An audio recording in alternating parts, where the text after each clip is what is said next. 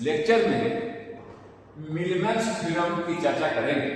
इससे पहले हम लोगों ने Thevenin's theorem, Norton theorem, maximum power transfer theorem, reciprocity theorem इत्यादि को देखा। यह भी थेवेनिन्स थ्योरम की ही तरह है। इसमें भी हम लोग एक इक्विवेलेंट सर्किट ड्रॉ करेंगे। देखिए, a circuit containing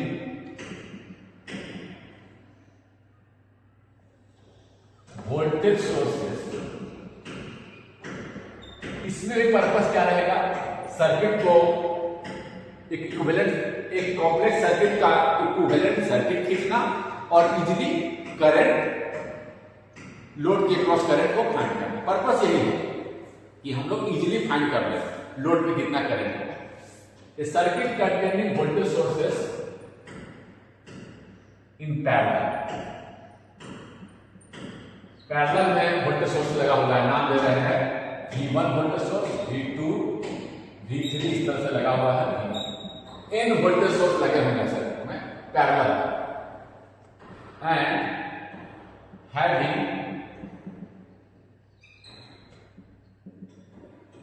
internal resistance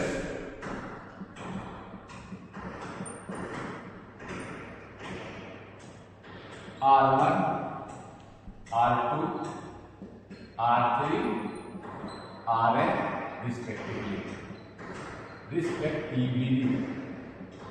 मैंने कहना मैं यह चाह रहा हूं, एक वोल्टेज सोर्स लगा हुआ आपका V1, इसका इंटरनल रेजिस्टेंस है R1, एक और वोल्टेज सोर्स लिया मैं V2, इसके साथ रेजिस्टेंस लगा हुआ है R2।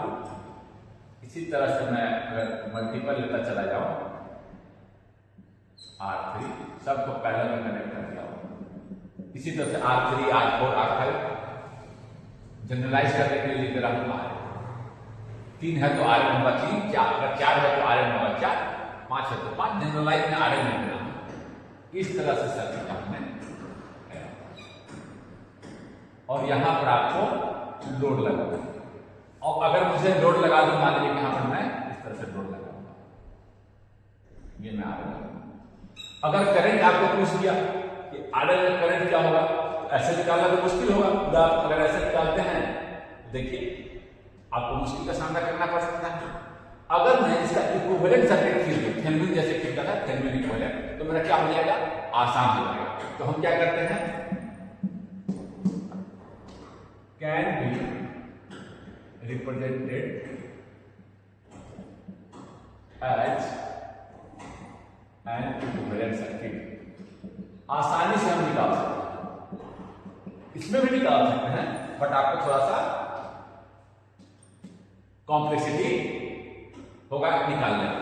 आप निकाल सकते हैं, मान लीजिए कि आप केसीएल से निकाल, यहाँ का वोल्टेज V मान लिए, VA मान लिए और निकाल, यहाँ से सॉल्व कर the equation. This voltage V1, V2, V3 आप निकाल सकते हैं ऐसे भी, सब कुछ निकाले और यहाँ का वोल्टेज निकाल दिए, इक्वेशन लिखे, V को सॉल्व किए, यहाँ का वोल्टेज निकाल कर, ऐसे भी कर सकते हैं। KCL I1 plus incoming current is to I main current करके आप निकाल के सॉल्व कर सकते हैं। लेकिन मैं यहाँ आसान करने के लिए ऐसे भी कर सकते हैं, ऐसे हम कर नहीं रहे हैं, तो हम आसान करने के लिए इक्विवेलेंट सर्किट ड्रॉ करेंगे। इस जैसे थेवेनिन में खींचते हैं RTh और आसानी से देंगे, और फिर हम जो भी लोड लगा है उसके क्रॉस करंट इस तरह से दिखाया रहा हूं। यानी लोड जो भी लगे कनेक्ट कर सकते हैं, कोई चाहिए नहीं कनेक्ट कर देंगे। जो भी RN है हम इजीली करें, इक्विवेलेंट सर्किट हम लोग क्या करेंगे, यहां पे देखिए, हाँ इस तरह से हम इसको लिखेंगे, can be represented as an equivalent circuit. इस तरह से लिखने इसको एज अ वोल्टेज सोर्स, कैसे करें, VTh and a series resistance RTh as shown in the figure। इस फिगर को हम अब देखिए, अब VTH लिखना है। अभी मिनिमम थ्योरम में VTH लिखने का भी एक तरीका, आसान तरीका डिराइव है। अब VTH मुझे लिखना है। अब VTH क्या होगा? यहां का वोल्टेज, यही ना VTH, यहां का वोल्टेज, इसको RL को हटाकर यहां का जो वोल्टेज होगा वही VTH। अब वो कैसे फाइंड करें? एक तरीका तो ये है कि आप नोड का वोल्टेज VA मान ले, यही वोल्टेज लिखना है ना, यही वोल्टेज लिखना है। तो आप क्या करें? KCL लगा के incoming current is equal to outgoing current करके एक तरीका तो क्वेश्चन आपको सॉल्व करने पड़ेंगे, वो सॉल्व करके निकाल सकते हैं। लेकिन हम आसानी से देखें, आसान तरीके से देखें तो हम क्या कर रहे हैं? अब VTH का वैल्यू हम लिख रहे हैं, VTH का वैल्यू लिख रहे हैं, RTH का वैल्यू लिख रहे हैं, दोनों का वैल्यू देखिए। इसको हम करंट सोर्स में कन्वर्ट कर दें। पैरेलल नेटवर्क में करंट से एनालिसिस करना आसान होता है। पैरेलल नेटवर्क है तो आपको करंट से एनालिसिस करना आसान होता है। करंट सोर्स में कन्वर्ट करेंगे तो क्या हो जाएगा? V1 by R1, ये हो गया R1। इसी तरह से V2 by R2, ये हो गया R2 पैरेलल। इसी तरह से अगर हम आगे बढ़ते जाए तो VN by RN,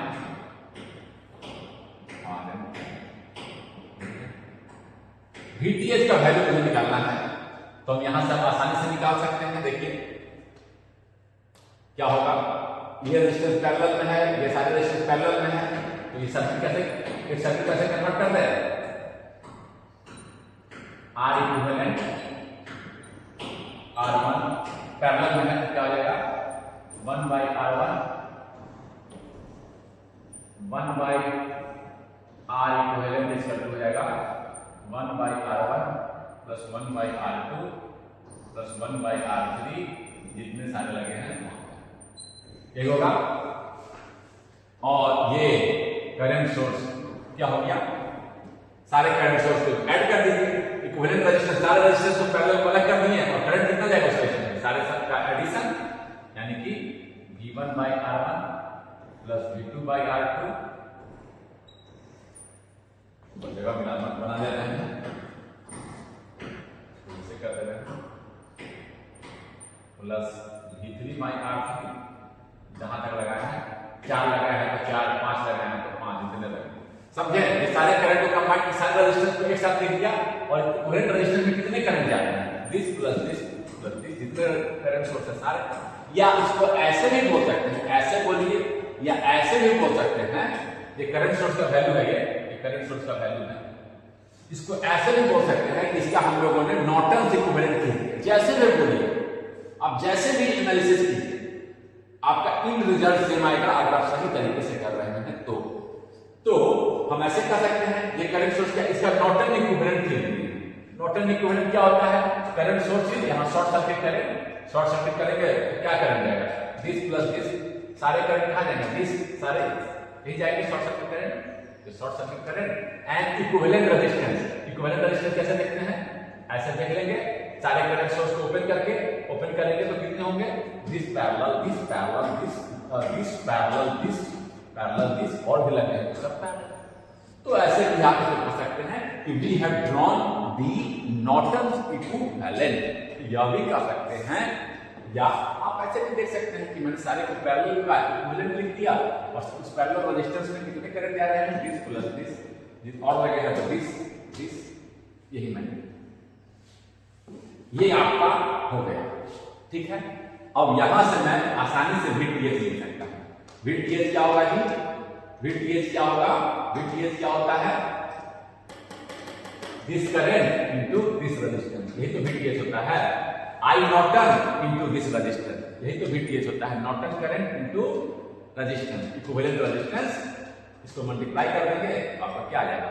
VTH। ये तो होता है आपका थेवेनिन्स को ट्रांसफॉर्म करेंगे तो नॉर्टन का इक्विवेलेंट मिलता है, नॉर्टन को ट्रांसफॉर्म करेंगे तो थेवेनिन का इक्विवेलेंट मिलता है। यानी कि इसका एक ट्रांसफॉर्म है, इसको वोल्टेज लिखना है, हम क्या करें? This current into this resistance. तो मेरा VTH क्या आ जाएगा? करंट इनटू रेजिस्टेंस, कुछ नहीं कर रहा हूं, करंट इनटू रेजिस्टेंस कर दे रहा हूं। V1 by R1 V2 by R2 जितने लगे हुए हैं 3v3 भी लिख सकते थे, कोई दिक्कत नहीं, आप समझ गए। इनटू रेजिस्टेंस, यानी कि मेरा रेजिस्टेंस कितना है 1/r equivalent, 1 into r equivalent into r equivalent. ठीक है, इसको लिखिए। हाँ, तो करंट इंटू आर इक्विवेलेंट, ये करंट इंटू आर इक्विवेलेंट, यही आर इक्विवेलेंट जो यहां से सॉल्व करने से आएगा, पैरेलल कॉम्बिनेशन से निकालेंगे ना आर इक्विवेलेंट। इस क्वेश्चन को सॉल्व करेंगे 1/r, दो रेजिस्टेंस पैरेलल में है तो क्या होता है, दोनों का इक्विवेलेंट क्या होता है 1/r1 प्लस 1/r2। तो आर इक्विवेलेंट क्या आता है 1/r इक्विवेलेंट क्या आता है r1 r2, r1 plus r2 parallel में r इक्विवेलेंट क्या होता है r1 r2/r1। ध्यान से नहीं करना पड़ा, ये इसको ऐसा लिखे हैं तो सॉल्व करके पर मुझे r इक्विवेलेंट मिल जाएगा। ठीक है, यही है r equivalent. Current into resistance, ये तो लिखना है, इसी को मिलमैन थ्योरम में यहां तक आ गया है, और फिर इसको लिख दिया v1/r1 plus v2/r2 vn/rn 1/r equivalent लिखते हैं, इसको नीचे कर देते हैं, इसको लिख सकते हैं अब v1/r1 v2/r2 vn/rn upon 1/r1 plus 1/r2 plus 1/r3, जो लिखिए लिख सकते हैं डायरेक्ट सीधे 1/r। आगे हम लोग VTH समझे, इसी को मिलमैन थ्योरम के अनुसार VTH का वैल्यू भी निकाल दिया है, याद करने की जरूरत नहीं, केवल क्या कर रहा है करंट इनटू रेजिस्टेंस कर दे रहा है। अब देखिए कि पैरेलल है तो हम इसको क्या किए करंट सोर्स में कन्वर्ट कर दिए, करंट का समेशन के इनटू रेजिस्टेंस, ठीक है VTH है, इसी का ट्रांसफॉर्म किया है, VTH निकाल लिए करंट इनटू रेजिस्टेंस। तो हम क्या किए नॉर्टन इक्विवेलेंट खींच दिए कह सकते हैं, और नॉर्टन इक्विवेलेंट का ट्रांसफॉर्म भी तो क्या होता है सोर्स ट्रांसफॉर्मेशन, तो थेवेनिन इक्विवेलेंट VTH लिख दिए। कुछ ये ही नहीं है, इसको याद रखने की जरूरत नहीं है, करंट इनटू रेजिस्टेंस को ही मैं इस तरह से लिख दिया। इसके बाद एक स्टेप और लिखना चाहता हूं मैं, इसको ऐसे ही लिखता है किताब में, समेशन ऑफ आई, कंफ्यूज होने की जरूरत नहीं है, 1 से लेकर n, इसको नाम दे दिए vi upon ri, I check कर रहा है 1 2 3 4 upon summation of i equal to 1 से लेकर n 1/r।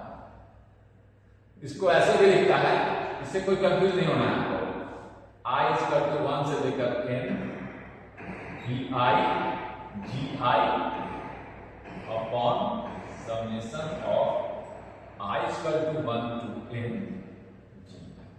gi is conductance, gi equal to 1/r। इसी को तो लिखता है i अगर 3 है तो i मेरा 1 से 3 निकल जाएगा 1 2 3, n जनरलाइज 4 है तो i मेरा 4 निकलेगा, 5 है तो 5। इसको कंफ्यूज होने की जरूरत नहीं, gi इज कंडक्टेंस, रेजिस्टेंस का उल्टा कंडक्टेंस, ऐसे भी लिखता है ऐसे भी लिख सकते हैं, इसमें कोई कंफ्यूज होने की जरूरत नहीं है। आप सीधे सीधे करंट इनटू रेजिस्टेंस करके निकाल दीजिए।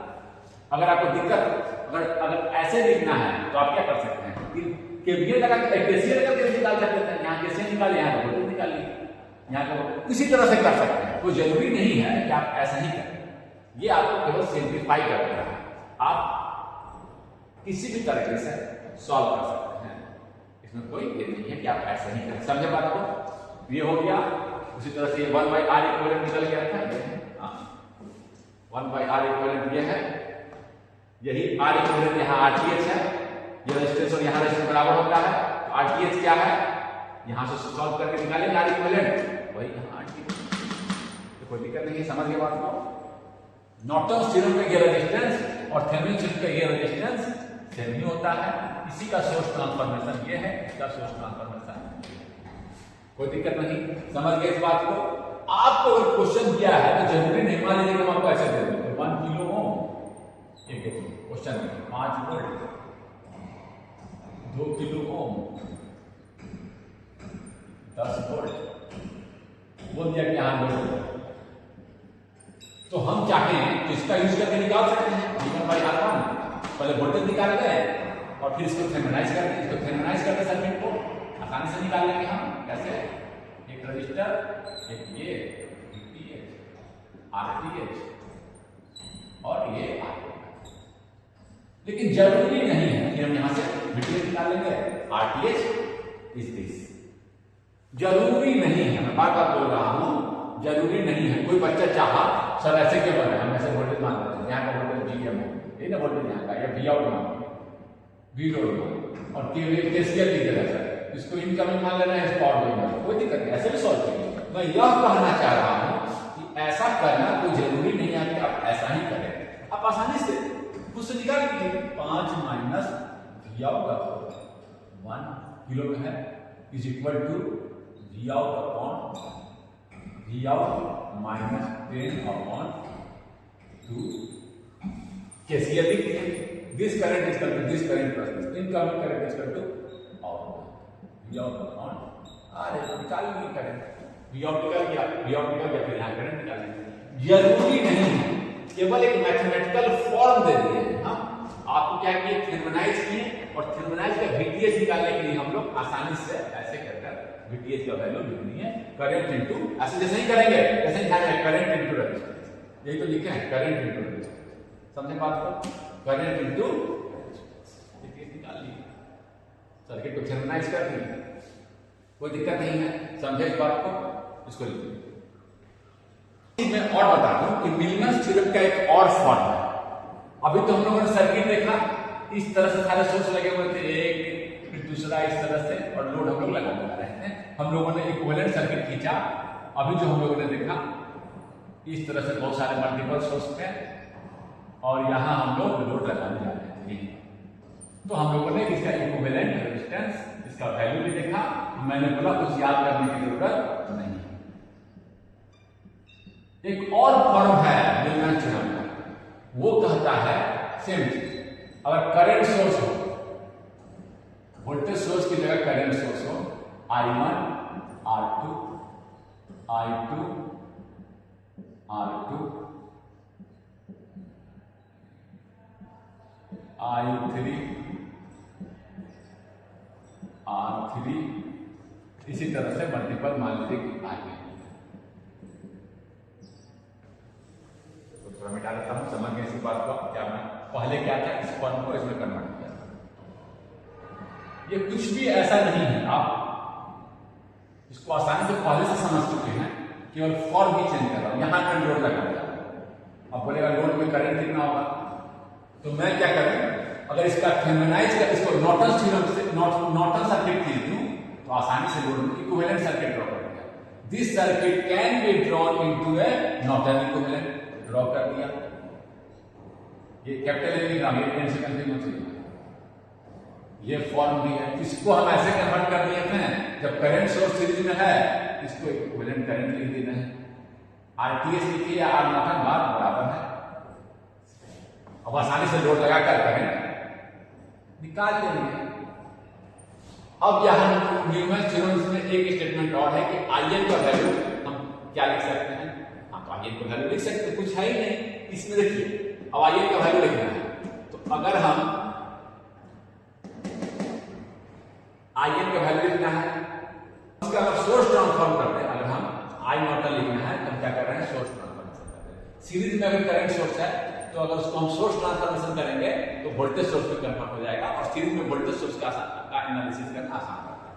तो ये हो गया आपका मेरा एक voltage source I1 R1, series resistance R1, एक voltage source I2 R2, series resistance R2, इसी तरह से होते होते IN RN, सोर्स ट्रांसफॉर्मेशन कर दिया सारे सोर्स का। ये है आपका RN। यहीं पर मैं क्या यहां भी दिखा सकते हैं, नहीं दिखाइए, कोई दिक्कत। यहीं पर मैं लोड कर दूंगा, यहीं पर मैं लोड कर दूंगा। तो अब मेरा क्या होगा, यही ना है, इसका इक्विवेलेंट खींचे हैं। I नॉर्टन क्या होगा, I1 वोल्टेज अपॉन करंट। ये वोल्टेज है आपका, वोल्टेज अपॉन सॉरी रेजिस्टेंस, नहीं ना होगा, यही तो खींच दिए, इसी का इक्विवेलेंट खींच दिए और नॉर्टन विलियम्स ने कहा आई नॉर्टन का वैल्यू क्या होगा। इसको याद करने की जरूरत नहीं, ऐसे भी जानते हैं, यही होगा आई नॉर्टन ये होगा और आर नॉर्टन क्या होगा। इसको हम आर नॉर्टन कैसे निकालते हैं, वोल्टेज सोर्स को शॉर्ट एंड देन रेजिस्टेंस, तो क्या है सारे रेजिस्टेंस सीरीज में आ जाएंगे। आर नॉर्टन निकालेंगे तो क्या करेंगे, आप क्या करेंगे, वोल्टेज सोर्स को क्या करेंगे, शॉर्ट करके इक्विवेलेंट रेजिस्टेंस लिख देंगे ऐसे, R1 हो जाएगा, R2 हो जाएगा, Rn हो जाएगा, ये ना करते हैं। इसके अक्रॉस हम लोग लोड के अक्रॉस क्या करेंगे, रेजिस्टेंस लिख देंगे, इक्विवेलेंट रेजिस्टेंस, ऐसे ना करते हैं लोड से देखते हुए, लुकिंग बैक R1 क्वेश्चन। चलिए आगे, एक करंट हो गया वोल्टेज अपॉन रेजिस्टेंस इसका, इसको मैं वोल्टेज सोर्स में कन्वर्ट कर दिया तो IN निकालना आसान है। यही है न्यूटन्स थ्योरम। एक बार इस फॉर्म में है, जब वोल्टेज है तो इसमें, और जब इसको इस फॉर्म में है, करंट वाला फॉर्म में है, तो करंट सीरीज में सब जुड़ा हुआ है, इस फॉर्म में करेंगे। IN निकालने के लिए हम इस दोनों को कंबाइन करके अगर हम सोर्स ट्रांसफॉर्म करते हैं IN आसान से, ये फॉर्मूला याद करने की जरूरत नहीं है, याद करने की जरूरत नहीं, पर मैं रोकता हूं।